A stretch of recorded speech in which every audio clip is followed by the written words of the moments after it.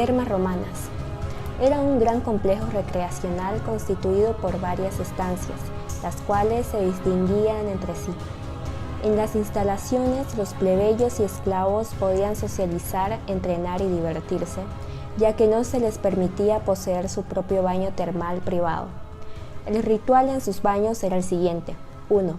Vestíbulos de entrada. 2. Después se entraba a los vestuarios. 3. A continuación se dirigían a la palestra. 4. Se continuaba con una especie de baño turco en el lacunicum. 5. Luego era al caldarium. 6. Continuaban con un baño tibio en el tepidarium. 7. Y después al baño tibio en el frigidarium.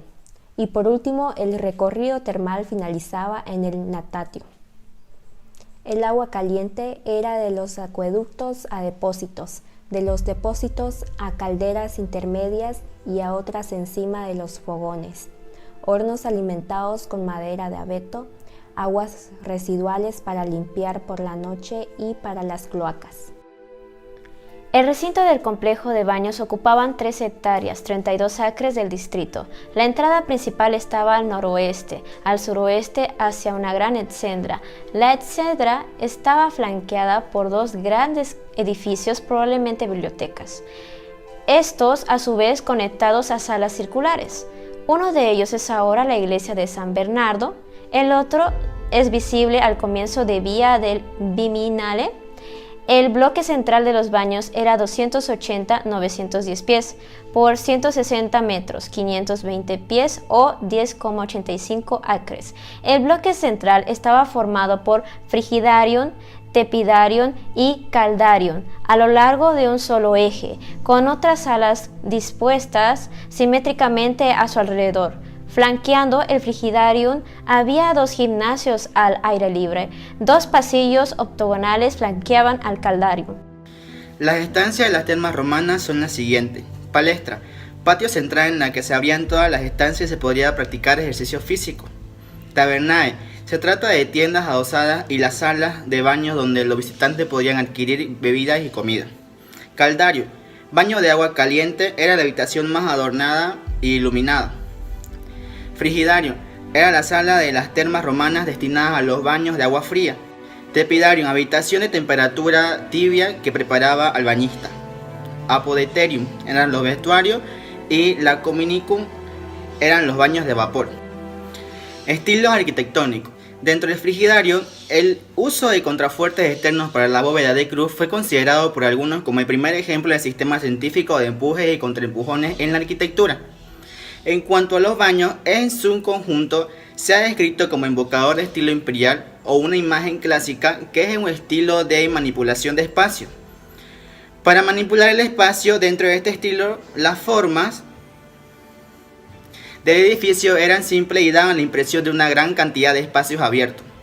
Los constructores de los baños utilizaron diferentes técnicas para crear este efecto, donde las paredes exteriores del baño estaban incrustadas con estuco para dar la impresión de piedra, y las paredes interiores del baño fueron apoyadas por techos abovedados y arcos para crear líneas curvilíneas.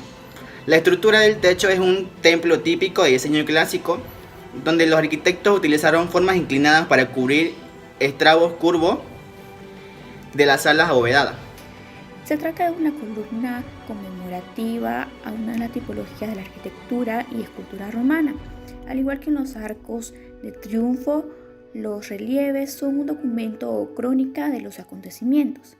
La columna se celebra en conquista de la gran región de la Dacia, que hoy actualmente es Rumania y parte de Hungría, que significa la máxima expansión del imperio. Algunos datos importantes sobre esto es su cronología: 113 después de Cristo, y fue en el Alto Imperio Romano en su máxima expansión. Su estilo es arte romano y alto imperio. Su tipo de obra es conmemorativa, funeraria y escultura, y su localización es en Foro Trajano, en Roma. La columna tiene 30 metros de altura, 38 si se incluye el pedestal. A su alrededor, de forma helicoidal, se van narrando los hechos acontecidos cuya lectura es ascendente, comenzando con el cruce de las legiones del río Danubio, narrando la primera guerra dacia en la parte inferior y la segunda en la parte superior, separados por la diosa Victoria. Significativo son las 50 veces que aparece Adriano, mostrando de este modo el poder alcanzado por la gran potencia del Mediterráneo. En el interior existe una escalera de caracol que termina en un mirador.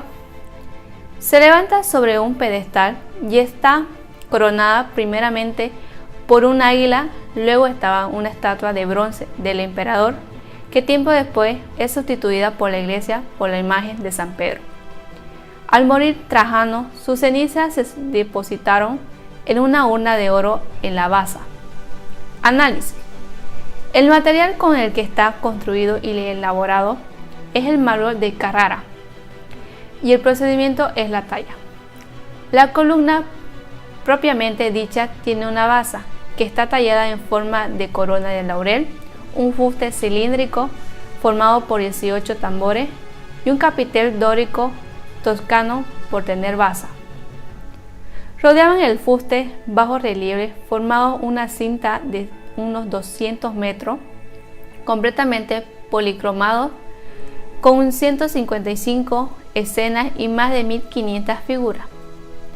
Para facilitar su visualidad, la altura de las franjas de relieve aumentaban a medida que se alejaban del suelo. Así la más cerca era de 0,89 y la más alejada de 1,25. Características formales.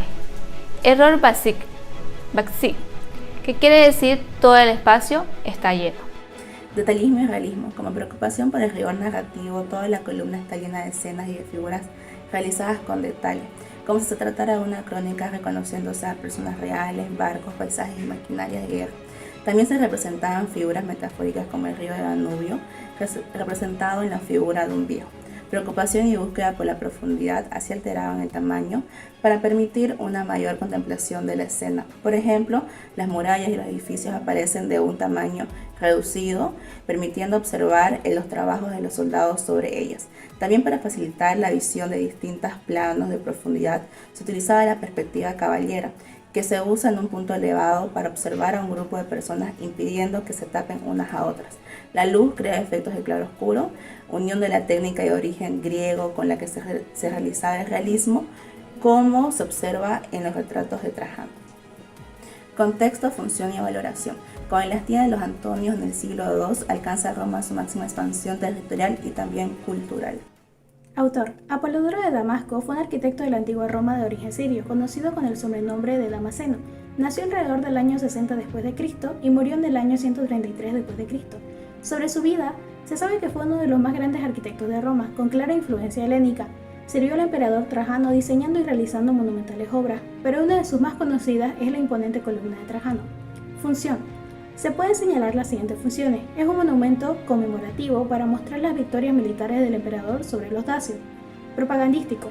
Se quiere resaltar la grandeza del emperador como emprendedor de conquistas y organizador del ejército y la ampliación del imperio romano. Funeraria. Pues depositaron las cenizas de Trajano en una urna de oro en la base de la columna. Significado. Simboliza el poder militar del emperador, así como la columna representa el soporte de la arquitectura, el emperador representa el soporte del Estado romano. Valoración. En las termas de Diocleciano podemos contemplar una distribución impecable con respecto a la funcionalidad de cada bloque, su ubicación y su practicidad, ya que este era un edificio multirrecreativo y comunitario. En la columna de Trajano, columna conmemorativa con relieves históricos con un género escultórico, estaba ligado a un propagandismo de en ese entonces exaltación al poder. Esta es de mucha importancia, ya que es una fuente rica de historia de sus vestimentas, ornamentos, de sus tribus, de sus fuertes, y nos relata las fortificaciones de los ingenieros y las construcciones de los soldados en las orillas del río Danubio, de los incendios en las ciudades, etc. En conclusión, podemos observar que estas estructuras románicas nos demuestran un gran avance en la ingeniería que tenía Roma. Estas ponían una especial atención al detallismo a la hora de representar su espiritualidad y sus hechos históricos más importantes, en especial sus victorias en las batallas. Pero estas estructuras no fueron particularmente sencillas y su construcción le valió la muerte a muchos esclavos y obreros.